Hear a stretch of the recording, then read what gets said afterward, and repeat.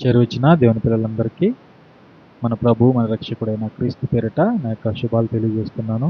ఈరోజు హెబ్రీ పత్రిక 11వ అధ్యాయంలో రాయబడిన ఒక విలువైన వాక్యాన్ని మనం ధ్యానం చేసుకుందాం. హెబ్రీలకు రాసిన పత్రిక 11వ అధ్యాయము 7వ వచనము మనం చూసుకుందాం.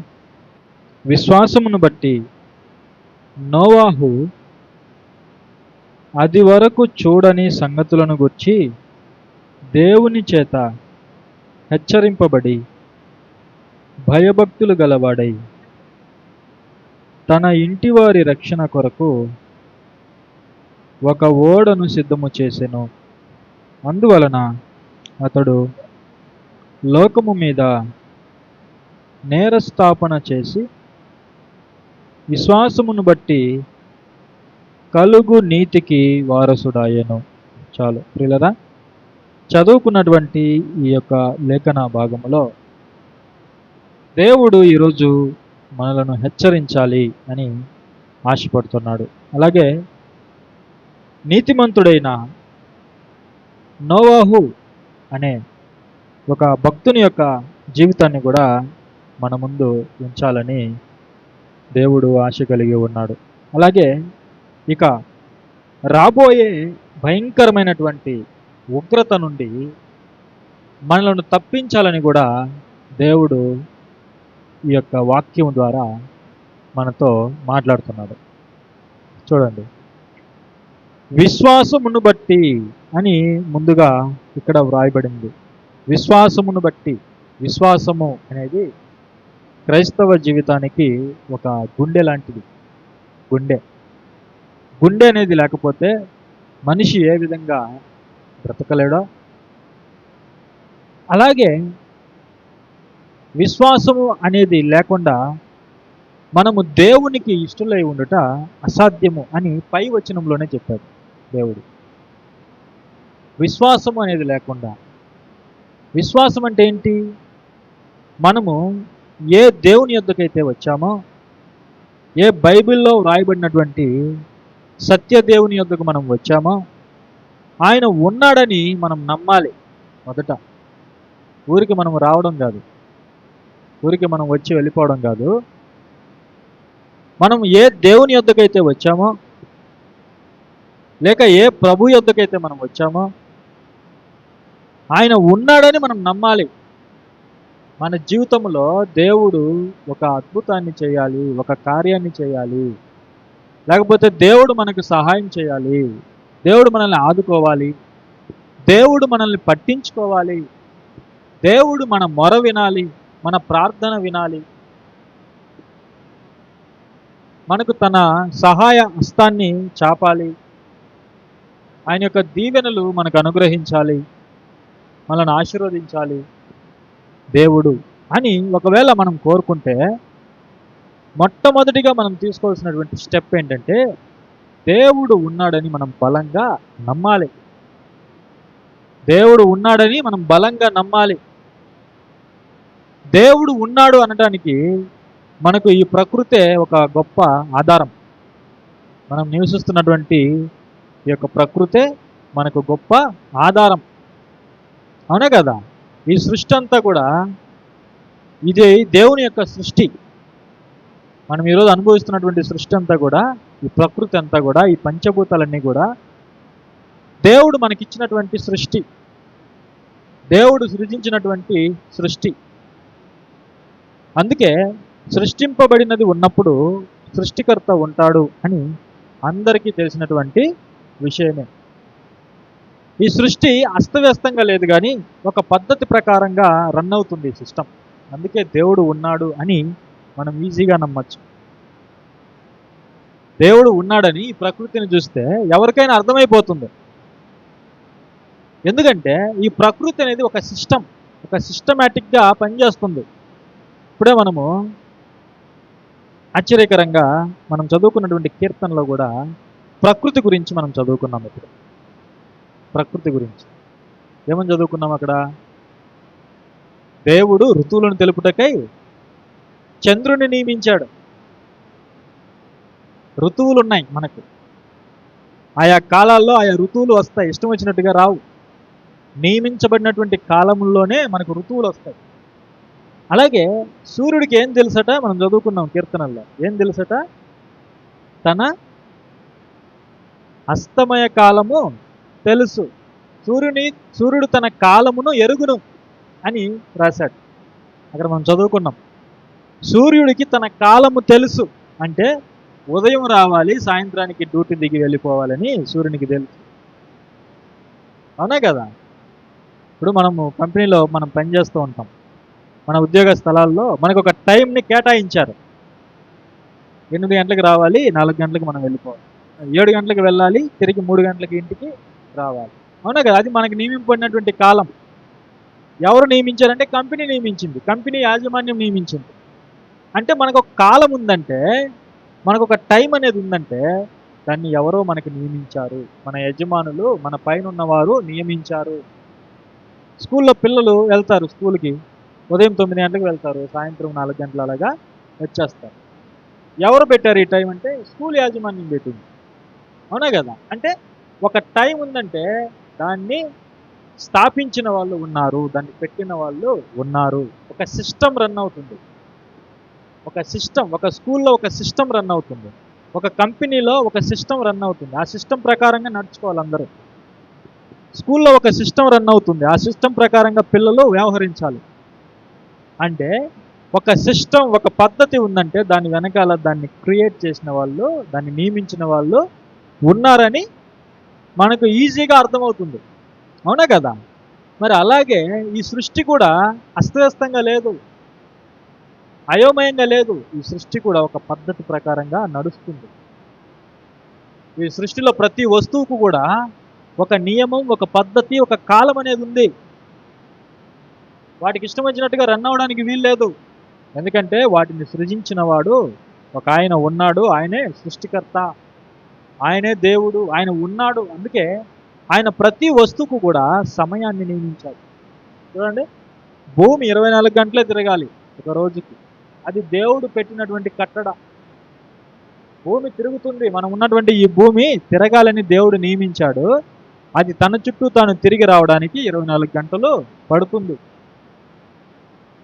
ఇక సూర్యుని నియమించాడు, ఎందుకంటే మనకు వెలుగునివ్వడానికి. అందుకే సూర్యుడికి తన కాలము తెలుసు.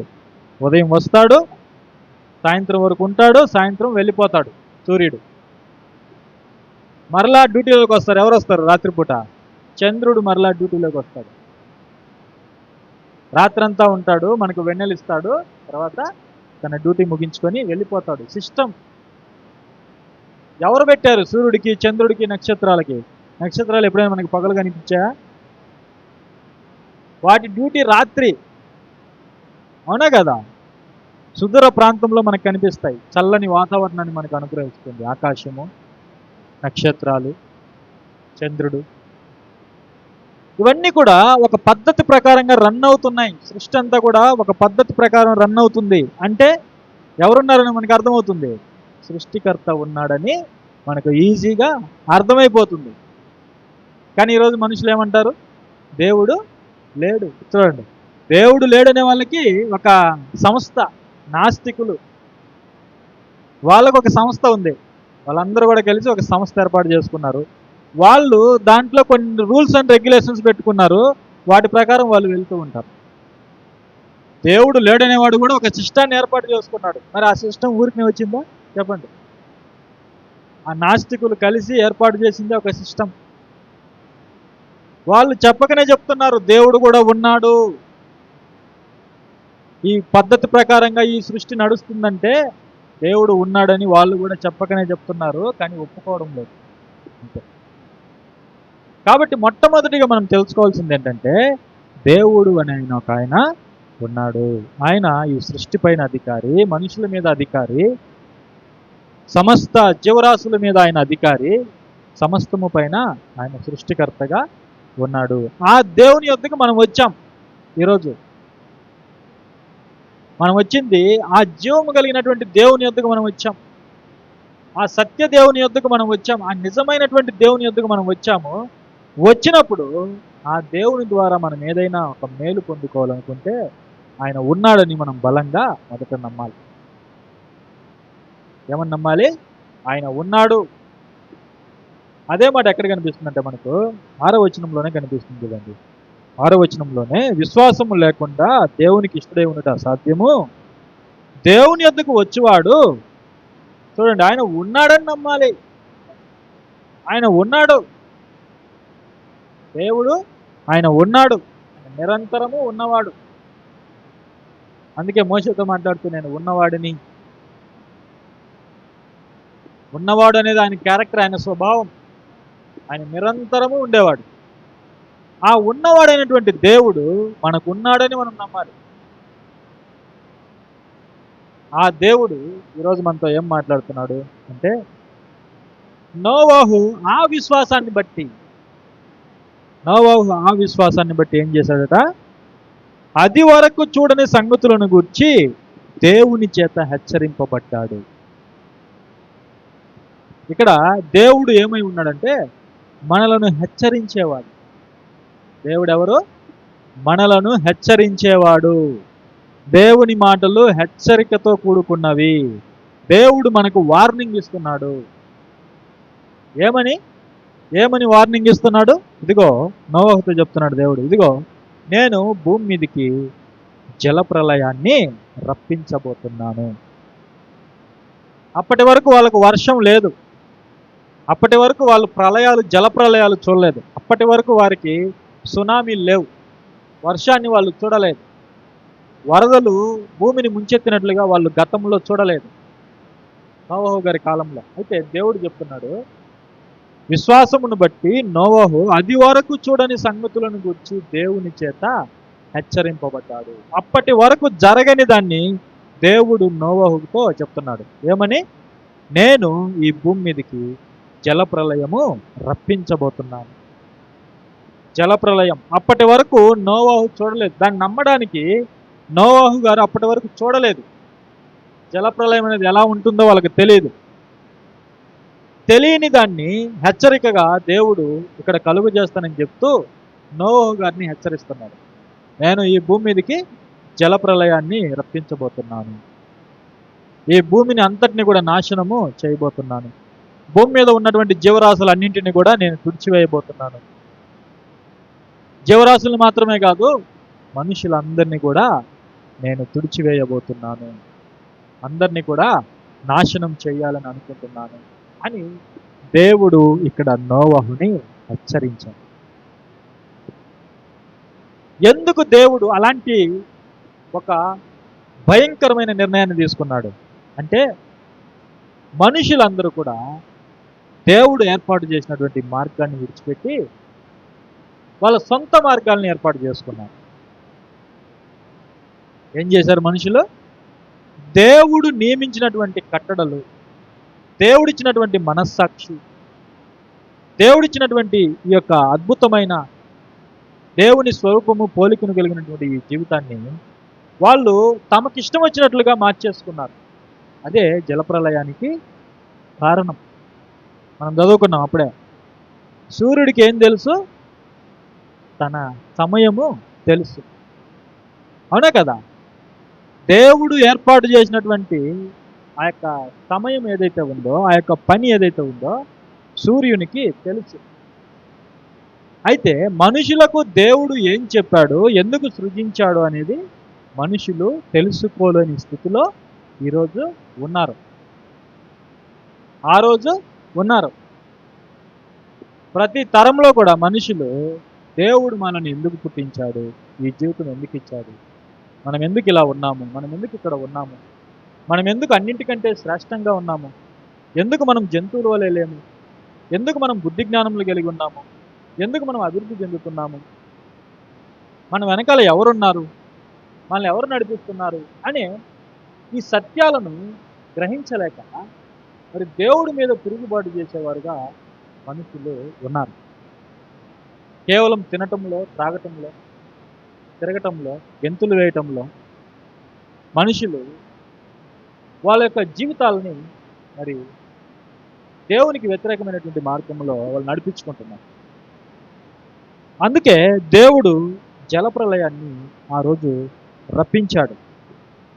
అయితే ఇక్కడ మనము రాయబడినటువంటి మాటలు ఆలోచన చేస్తే, నోవహు అది వరకు చూడని సంగతులను గురించి దేవుని చేత హెచ్చరించబడ్డాడు. హెచ్చరించబడ్డాడు. హెచ్చరించబడ్డాడు. ఇదిగో నేను ప్రళయాన్ని రప్పించబోతున్నాను. అయితే ఈ యొక్క నోవహు దేవుని యొక్క కృపను పొందుకున్నాడు. దేవుని యొక్క కృపలో ఉన్నాడు. దేవుని యొక్క కనికరాన్ని సంపాదించుకున్నాడు. ఎలా అంటే, ఆ కాలంలో లోకమంతా కూడా చెడిపోయినప్పటికీ నోవహు గారు ఆయన చెడిపోలేదు. ఇదే మనం తెలుసుకోవాలి. మనము దేవుని యొక్క దయ సంపాదించుకోవాలి. మన జీవితంలో దేవుని యొక్క దయ సంపాదించుకోవాలి. మనం ఎవరి దయ సంపాదించుకోవాలి? దేవుని యొక్క దయ, దేవుని యొక్క కనికరం. దేవుడు మనల్ని చూసి జాలిపడాలి, లేకపోతే ఆయన యొక్క దయను మన మీద కుమ్మరించాలి, మనల్ని బ్రతికించాలి, మనల్ని ప్రమాదం నుండి తప్పించాలి అంటే మనం ఏం చేయాలి? ఆయన దయకు పాత్రులుగా మనం ఉండాలి. ఆయన దయకు పాత్రులుగా మనం ఉండాలి. ఆయన దయకు మనం ఎప్పుడు పాత్రులుగా ఉంటామంటే, ఆయన మీద ఆధారపడ్డప్పుడు. ఎప్పుడు మనము ఆ దేవుని యొక్క దయకు పాత్రులం అవుతాం? ఆ దేవుని మీద మనము ఆధారపడినప్పుడు, ఆ దేవుణ్ణే మనం నమ్ముకొని బ్రతుకుతున్నప్పుడు. అర్థమవుతుందా లేదా? మనము ఆ దేవుణ్ణే నమ్ముకొని, ఆ దేవుని మీదే ఆధారపడి, మన శక్తి మీద కాదు, మన జ్ఞానం మీద కాదు, మన విద్య మీద కాదు, మనము లోకములో కలిగి ఉన్నటువంటి గొప్ప స్థితిగతుల మీద కాదు, వీటి మీద కాదు, మనము దేవుని మీద ఆధారపడి దేవుణ్ణే నమ్ముకొని మనం జీవిస్తున్నప్పుడు, అలాంటి వారి మీద దేవుడు తన దయను కుమ్మరిస్తాడు. అందరి మీద కాదు, గుర్తుపెట్టుకోండి. అందరి మీద దేవుడు తన కనికరాన్ని, తన దయను కుమ్మరించడు. ఎవరైతే తన మీద ఆధారపడి తననే నమ్ముకొని తన అడుగుజాడల్లో ఎవరైతే నడుస్తారో, దేవుడు నోవహుతన్నాడు, నీవు నా దృష్టిలో కృప పొందిన వాడవు అన్నాడు. నీవు నా యొక్క దృష్టిలో కృప పొందావు. ఎందుకంటే లోకమంతా చెడిపోయినా కూడా నోవహు గారు దేవుని యొక్క వాక్యానుసారముగా, దేవుడు చెప్పినట్లుగా ఆయన బ్రతుకుతూ ఉన్నాడు. అందుకే నోవహు గారు దేవుని యొక్క దయను సంపాదించుకున్నట్లుగా ఇక్కడ మనకు అర్థమవుతుంది. అందుకే నోవహు గారు దేవుని చేత హెచ్చరింపబడి, అది వరకు చూడని సంగతులు దేవుడు చేస్తానని చెప్పాడు, మేము ఇప్పటి వరకు వర్షాన్ని చూడలేదు, ఏ ప్రళయాన్ని చూడలేదు, ఇదంతా అబద్ధమై ఉండొచ్చు అని దేవుణ్ణి నిర్లక్ష్యం చేయకుండా దేవుడు చెప్పినటువంటి ఆ యొక్క హెచ్చరికని తీసుకున్నాడు. దేవుడు హెచ్చరించినటువంటి మాటలను తీసుకున్నాడు. మన జీవితం ఎప్పుడు బాగుపడుతుందంటే, దేవుడు మనల్ని హెచ్చరించినప్పుడు ఆ మాటను మనం తీసుకోవాలి. ఎప్పుడు మన జీవితం బాగుపడుతుందంటే, దేవుడు మనల్ని ఒక విషయంలో హెచ్చరించినప్పుడు, ఒక విషయంలో గద్దించినప్పుడు ఆ మాటను మనం తీసుకోవాలి. తీసుకొని దేవుడు ఏం చెప్తున్నాడో ఆ విధంగా మన జీవితాన్ని మనము మార్చుకోవాలి. గతంలో నేను చెప్పాను, సౌలు తిరుగుబాటు చేశాడు, దావీదు లోబడ్డాడు. సౌలు తిరగబడ్డాడు, దావీదు తలదించాడు దేవుడు హెచ్చరించినప్పుడు. అందుకే వీళ్ళిద్దరిలో ఎవరు గొప్పవారయ్యారు? చివరికి రాగానే దావీదు గొప్పవాడయ్యాడు, సౌలు గొప్పవాడు కాలేకపోయాడు. సౌలు మాదిరి కాలేకపోయాడు, అయితే ఈరోజు దావీదు అనేక మందికి మాదిరే కదా.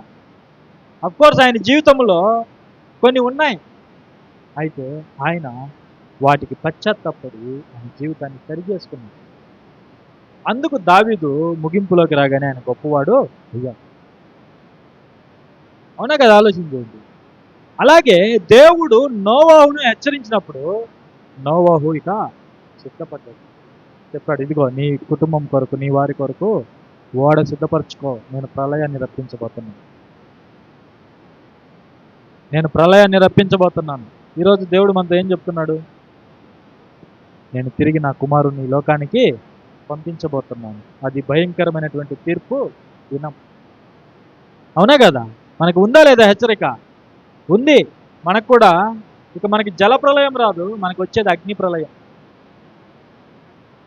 మన మీదకి దేవుడు రప్పించబోయేది జల ప్రళయం కాదు, అది అగ్ని ప్రళయం.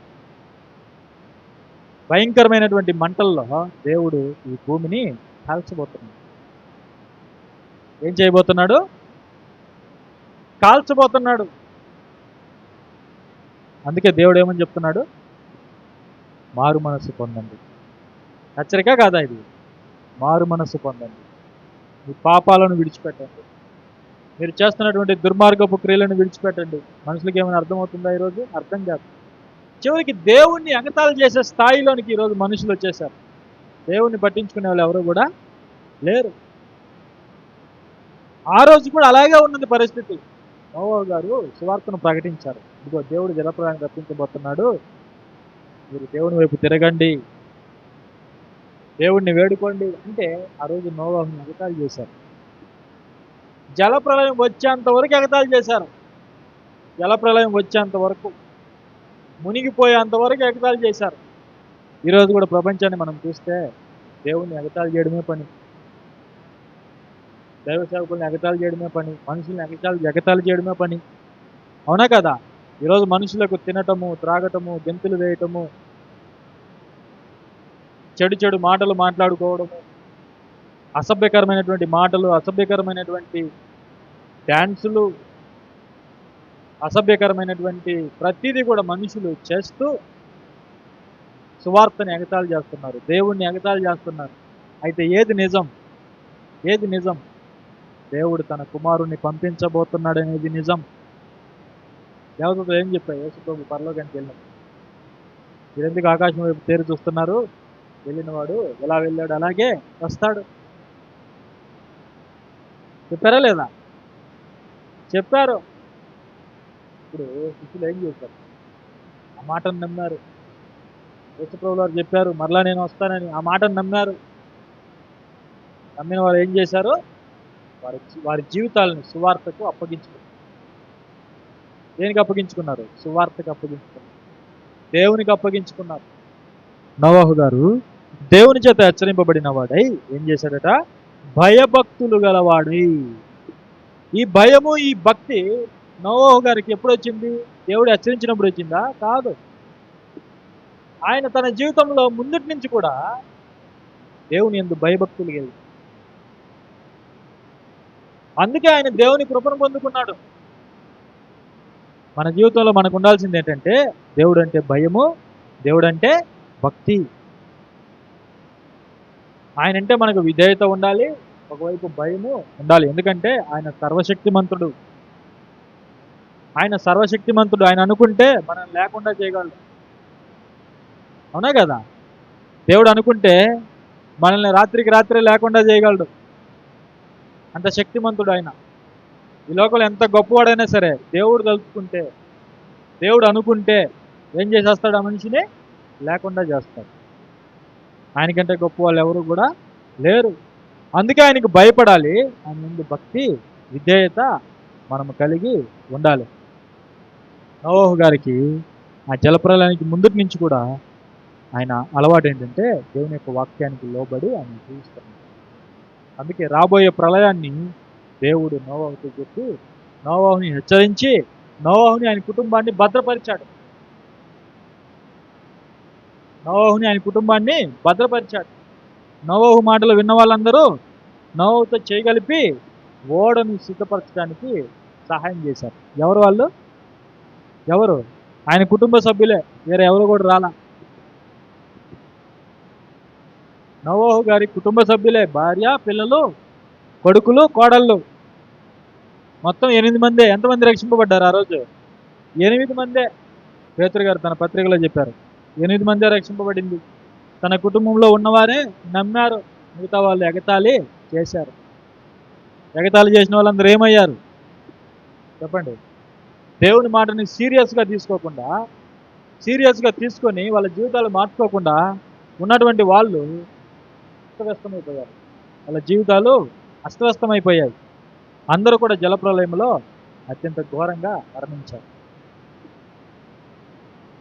వారి మీదకి జలప్రలయం వచ్చి కొట్టుకొని పోతున్నా కూడా వాళ్ళకి తెలియలేదట. ఈరోజు కూడా సమాజం అలాగే ఉంటుంది. ఎంత చెప్పినా కూడా ఈరోజు మనుషులు వినే స్టేజ్లో లేరు. అయితే మనం ఏం చేయాలి? దేవుడు మనకేం చెప్తున్నాడు? వాళ్ళు విన్నా వినకపోయినా వింటున్నటువంటి మనం ఏం చేయాలి? మన జీవితాన్ని భద్రపరచుకోవాలి. దేవుడు అదే చెప్తున్నాడు. నోవాహు గారు భయభక్తులు కలిగిన వాడై తన ఇంటి వారి రక్షణ కొరకు ఒక ఓడను సిద్ధము చేశాను. ఒక ఓడను సిద్ధము చేసుకున్నాడు తన కుటుంబం కొరకు, తన మాటను నమ్మిన వారి కొరకు. ఈరోజు మనం కూడా మన జీవితాన్ని మనం సిద్ధపరచుకోవాలి. యేసు ప్రభు వస్తానని వాగ్దానం చేశాడు. ఆయన వస్తాడు, ఖచ్చితంగా ఆయన వస్తాడు. ఆయన వచ్చినప్పుడు ఏం జరగబోతుంది? ఈ భూమి అగ్నిగుండంగా మారబోతుంది. ఈ భూమి ఎలా మారిపోబోతుంది? అగ్నిగుండం. అగ్నితో ఈ భూమిని దేవుడు కప్పేయబోతున్నాడు. ఆ రోజు చూడండి ఎంత భయంకరంగా ఉంటుంది. 2వ పేతురు పత్రిక చూస్తున్నాం. పేతురు గారు రాసిన 2వ పత్రిక 3వ అధ్యాయంలో 8వ వచనం నుండి, 3వ అధ్యాయం 8వ వచనం నుండి, ప్రియులారా ఒక సంగతి మరచిపోకుడి, ఏమనగా ప్రభు దృష్టికి ఒక దినం 1000 సంవత్సరముల వలెను, 1000 సంవత్సరములు ఒక దినం వలెను ఉన్నవి. కొందరు ఆలస్యముని ఎంచుకున్నట్లు ప్రభు తన వాగ్దానమును గూర్చి ఆలస్యము చేయువాడు కాడు గాని ఎవడను నశింపవలని ఇచ్చేంపగా అందరూ మారు మనస్సు పొందవలని కోరుచు మీ ఎడల దీర్ఘశాంతము గలవాడై ఉన్నాడు. దేవుడు ఎలా ఉన్నాడట? దీర్ఘశాంతముతో ఉన్నాడు. ఆయన దృష్టిలో, ఆయన సంకల్పంలో ఈ జీవితకాలంలో ఎంతమంది అయితే మారుతారు అని దేవుడు నిశ్చయించాడో వారందరూ మారే వరకు దేవుడు దీర్ఘశాంతం కలిగిన వాడై ఉన్నాడు. అందరూ మారని దేవుడికి ముందే తెలుసు. అందరూ మారని దేవుడికి ముందే తెలుసా తెలీదా? అందరూ మారని, అనేక మంది వ్యతిరేకిస్తారని దేవునికి ముందే తెలుసు. అయితే ఇక్కడ అందరూ అంటే లోకమంతాని కాదు, ఆయన సంకల్పంలో ఎవరైతే ఉన్నారో వారందరూ కూడా రక్షింపబడాలి. వారందరూ కూడా ఇంకా రాబోతున్నారు, ఇంకా పుట్టబోతున్నారు. వారందరూ కూడా పుట్టాలి, వారందరూ కూడా మారు మనసు పొందాలి. ఆయన సంకల్పంలో ఎవరైతే ఉన్నారో ముందుగా నియమించుకున్న వాళ్ళందరూ కూడా మారాలని దీర్ఘశాంతముతో దేవుడు ఎదురు చూస్తున్నాడు. అయితే కొందరు ఏమనుకుంటున్నారు? తన వాగ్దానం గురించి ఏమనుకుంటున్నారంటే, ప్రభువు తన వాగ్దానం గురించి కొందరు ఆలస్యమని ఎంచుకున్నట్లు. కొందరు అనుకుంటున్నారు ప్రభు ఆలస్యం చేస్తున్నాడని. ఆయన ఎందుకు ఆలస్యం చేస్తున్నాడో వారికి తెలియడం. కొంతమంది అయితే ఆయన రాకడను గురించి ఎగతాళి. యేసు ప్రభు అబద్ధం చెప్పాడు, 2000 సంవత్సరాలు అయింది నేను వస్తానని చెప్పాడు, ఆయన ఇంకా రాలేదు అని చాలామంది ఎగతాళి చేస్తున్నారు సోషల్ మీడియాలో. చాలామంది నవ్వుతున్నారు. దేవుడు వారిని వదిలేశాడు. నవ్వండి నవ్వండి నవ్వండి అని వదిలేశాడు. మాట్లాడండి మాట్లాడండి మాట్లాడండి అని వదిలేశాడు. దేవుడు వదిలేస్తేనే కదా మాట్లాడతారు, అవునా కదా? దేవుడు కొంతమందిని వదిలేశాడు. మాట్లాడండి, మీ ఇష్టం వచ్చినట్టు మాట్లాడండి. దేవుడికి ఏమైనా నష్టం జరుగుతుందా? చెప్పండి. దేవుడికి ఏమైనా నష్టం జరుగుతుందా? దేవుడి గురించి నోటికి వచ్చినట్టు మాట్లాడుతూ ఉన్నారు, మాట్లాడుకోనివ్వండి. దేవుడికి ఏమైనా నష్టం జరుగుతుందా? దేవుడికి ఏమీ పోయేది లేదు. నోవాహుని ఎగతాళి చేశారు, దేవుడిని ఎగతాళి చేశారు. దేవుడికి ఏమైనా నష్టం జరిగిందా? నోవాహు గారికి ఏమైనా నష్టం జరిగింది? చెప్పండి. మన వాళ్ళు ఎందుకు రేగిపోతున్నారు? మన క్రైస్తవులు ఎందుకు రేగిపోతున్నారు సోషల్ మీడియాలో? అవునా కదా? ఆలోచన చేయండి. నీకు ఉన్న రోషము, నీకు ఉన్న కోపం ఒకప్పుడు సేవకులు కూడా ఉన్నది, దేవుని కుమారుడికి కూడా ఉన్నది. కానీ ఆయన ఎందుకు ఆ రోజు తలదించాడు? ఆ రోజు ఎందుకు ఆయన మౌనం పాటించాడు? ఆయన ఎందుకు తిరిగి దూషించలేదు? ఈరోజు మీరేం చేస్తున్నారు? దూషణ అనేది బైబిల్ మనకి చెప్పలేదు. మీరు ఏమైనా అనుకోండి, దూషించిన వాడిని తిరిగి దూషించాలి, తిట్టిన వాడిని తిరిగి తిట్టాలని మనకు ప్రభువు నేర్పించాడా? నేర్పించలేదు. వాడిని మాట్లాడుకోనివ్వండి, ఎంతవరకు మాట్లాడుకుంటాడో మాట్లాడుకోనివ్వండి. మనం సైలెంట్ అయిపోతే వాడు మాట్లాడుకొని వాడే ఒకరోజు ఏమైపోతాడు, వాడు కూడా ఒకరోజు సైలెంట్ అయిపోతాడు. మనము తిరిగి దూషించే కొద్దీ వాడు ఇంకా రెచ్చిపోతూనే ఉంటాడు. ఇది మన వాళ్ళకి అర్థం కావడం లేదు చాలా మందికి. మనం ప్రశ్నించడం తప్పు కాదు, వాళ్ళని దూషించడం తప్పు, వాళ్ళ గ్రంథాలను మాట్లాడడం తప్పు. అవునా కదా? ఆలోచన చేయండి. మనకి దేవుడిచ్చింది సువార్త చెప్పమని ఇచ్చాడు. వాళ్ళ గ్రంథాల్లో ఏమేమి ఉన్నాయో అవన్నీ వెతికి బయటికి తీయమని దేవుడు మనకి చెప్పలేదు. ఇది మనం తెలుసుకోవాలి. ఇతర గ్రంథాలతో మనకి ఏం పని చెప్పండి? ఇతర గ్రంథాలతో మనకి ఏం పని? దేవుడు మనకు ఒక గ్రంథం ఇచ్చాడు. ఈ గ్రంథంలో ఏముందో చెప్పండి. నమ్ముతాడో నమ్మడం? నమ్ముతాడో నమ్మడం? అంతే మనం తెలుసుకోవాలి. దేవుడు మనకి సువార్త చెప్పమన్నాడు, ఇతర గ్రంథాల గురించి మనకి చెప్పమన్నా దేవుడు. ఈరోజు చూడండి ఎంత రచ్చ చేస్తున్నారో చూడండి. ఎవరెవరి గురించో మనకెందుకు చెప్పండి? దేవుడు మన బైబిల్ గురించి మనం చెప్పుకోవాలి. దూషిస్తారా? దూషించనివ్వండి. ఎంతవరకు దూషిస్తారో దూషించనివ్వండి. అంతకు మించి వాళ్ళు ఏం చేయలేరు. అంతకు మించి వాళ్ళు ఏమీ చేయలేరు. మనం సైలెంట్ అయిపోయామనుకోండి, వాడే దూషించుకొని సైలెంట్ అయిపోతాం. అంతకు మించి ఏం చేయలేరు వాళ్ళు. కానీ మన వాళ్ళు ఏం చేస్తున్నారు చెప్పండి? మన వాళ్ళు ఏం చేస్తున్నారు? ఆ విధంగా ప్రవర్తిస్తున్నారు. కొంతమంది ఏదో పెద్ద సైంటిస్టులాగా వాళ్ళ గ్రంథాల్లోనికి వెళ్ళిపోయి వాళ్ళు లేనిపోనివన్నీ మాట్లాడుతూ ఉంటారు. కొంతమందికి దేవుడు మంచి వాక్కుని ఇచ్చాడు. ఆ వాక్కుని బైబిల్ చెప్పడానికి ఉపయోగించుకోలే. మనుషుల్ని రెచ్చగొట్టడానికి, మనుషులకు లేనిపోనివన్నీ నూరిపోయడానికి, లోక పందాలో క్రైస్తవులను తీసుకుని వెళ్ళడానికి రెచ్చగొట్టే ప్రసంగాలు చేస్తున్నారు. అది చాలా తప్పు. అలాంటివి చేయకూడదు. మనం దేవుడు నీకు ఇచ్చిన వాక్యం ప్రకటించు. ఈరోజు సోషల్ మీడియాలో కొంతమంది మనకు మాట్లాడుతుంటారు, వాళ్ళు బైబిలే పట్టుకోరు. అసలు బైబిలే పట్టుకోరు వాళ్ళు. బైబిల్ చెప్తే కొంతమంది అయినా మారుతారు, దేవుని ప్రేమను గుర్తిస్తారు. ఈరోజు ఏం చెప్తున్నారు చెప్పండి? సోషల్ మీడియా ఒకటి వేదికగా చేసుకొని బైబిల్ వాడి చేతిలో బైబిలే ఉండదు, ఇతర గ్రంథాల గురించి మాట్లాడుతూ ఉంటాడు. నీకు వేరే గ్రంథాల గురించి మాట్లాడమని చెప్పాడా దేవుడు, లేకపోతే బైబిల్ చెప్పమని చెప్పాడు? ఎన్ని పుస్తకాలు ఉన్నాయి దీంట్లో? నీ బతుకే సరిపోదు దీన్ని చదవడానికి, నేర్చుకోవడానికి. బైబిల్ పట్టుకొని ఎవరైనా కనిపిస్తున్నారా? కొంతమంది ఉన్నారు, పేర్లు చెప్పకూడదని నేను చెప్పడం. కొంతమంది వాళ్ళు అసలు బైబిల్ పట్టుకోరు. వాళ్ళ చేతుల్లో బైబిలే కనపడదు. ఏం చెప్తారు వాళ్ళు? వేరే గ్రంథాల గురించి మాట్లాడతారు. ఈరోజు ఎన్ని పరిస్థితులు జరుగుతున్నాయి చూడండి, ఎన్ని జరుగుతున్నాయి. నిజాయితీగా బైబిల్ చెప్తున్నప్పుడే మనకి ఎన్నో కష్టాలు, శ్రమలు వస్తున్నాయి. అలాంటి సమయాల్లో ఇతర గ్రంథాలకు వెళ్ళిపోయి అక్కడ ఏం జరిగితే మనకెందుకు చెప్పండి? ఆ గ్రంథాల్లో ఏం జరిగితే మనకెందుకు? మనకు అవసరమా చెప్పండి? మనకు అవసరమా?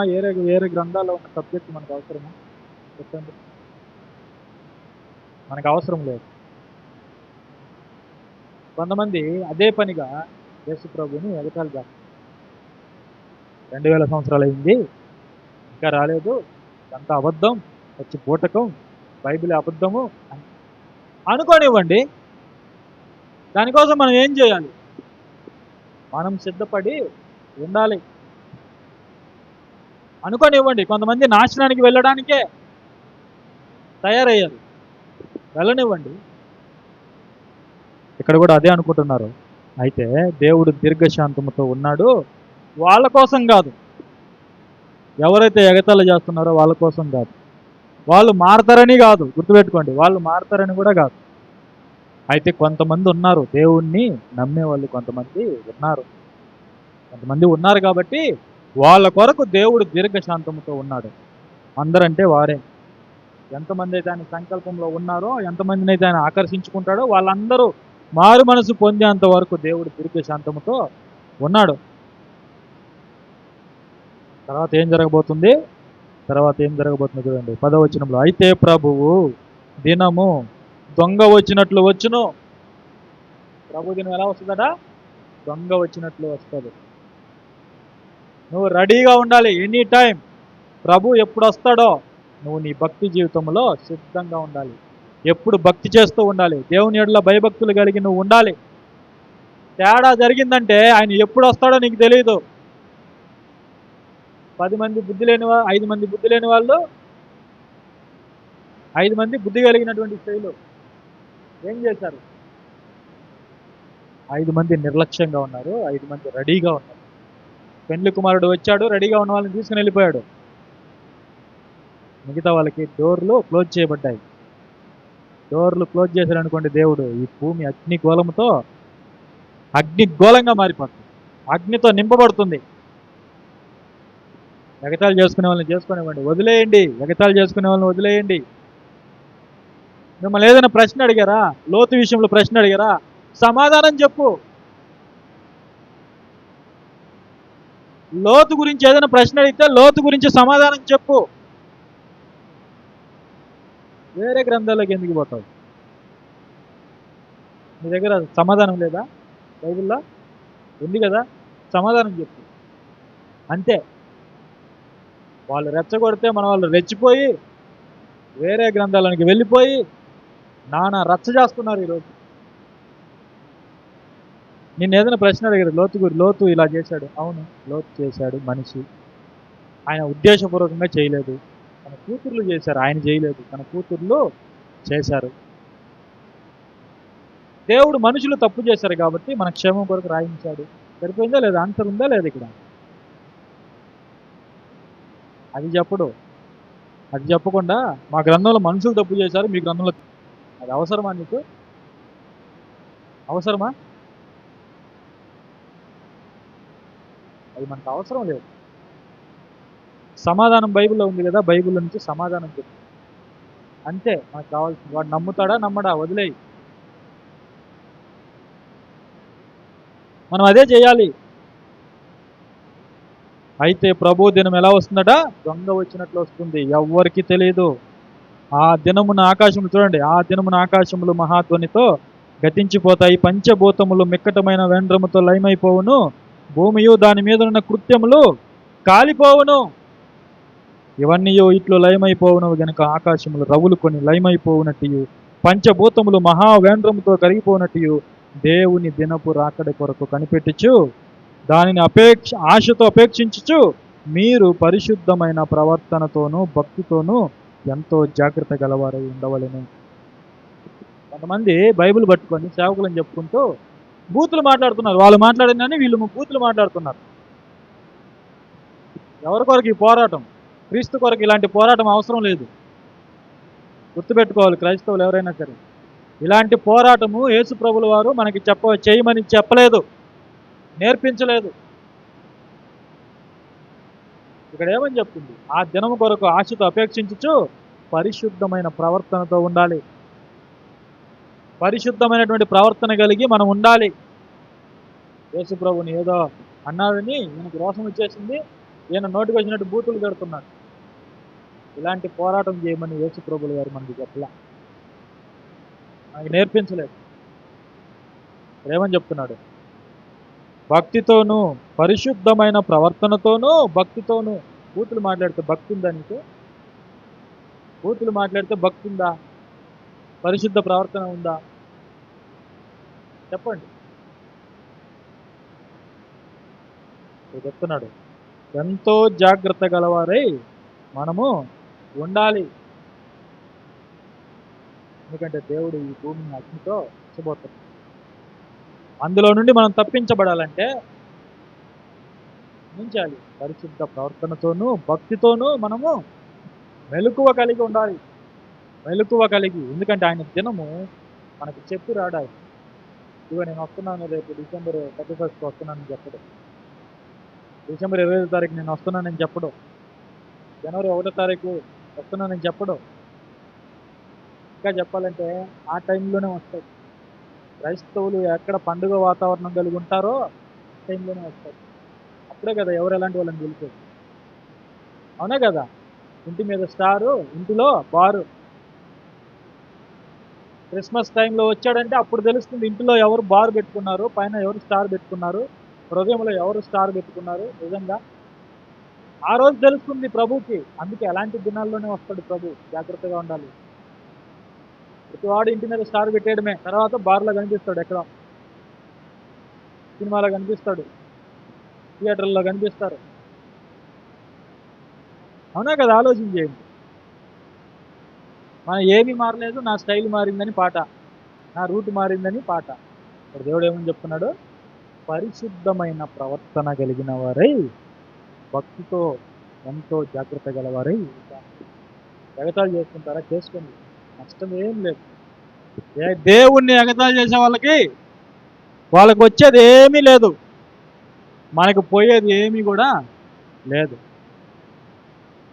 యేసు ప్రభు అదే కదా చెప్పాడు, నన్ను హింసించిన లోకం మిమ్మల్ని కూడా హింసిస్తుంది, నన్ను దూషించిన లోకం మిమ్మల్ని కూడా దూషిస్తుంది. అయితే మీరు ధైర్యం తెచ్చుకోండి, నేను లోకాన్ని జయించాను.